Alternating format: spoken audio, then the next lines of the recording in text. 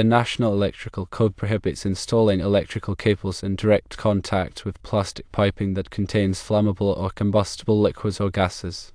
This includes fire sprinkler piping made of plastic materials. Firstly, there are electrical shock concerns.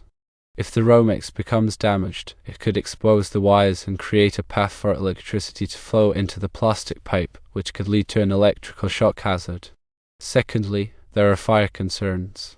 In the event of a fire, the heat from the fire could cause the plastic pipe to melt and release flammable gases.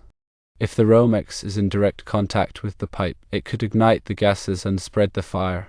To avoid these safety concerns, it is recommended to use the following alternatives. 1. Run the Romex inside electrical conduits that are properly supported and separated from the sprinkler piping. 2. Install spacers between the Romex and the sprinkler piping to maintain a safe distance and prevent direct contact. 3. Consider using non-combustible materials, such as metal or mineral insulated cable, in areas where contact with sprinkler piping is unavoidable. Inspectors have the authority to enforce electrical codes and regulations.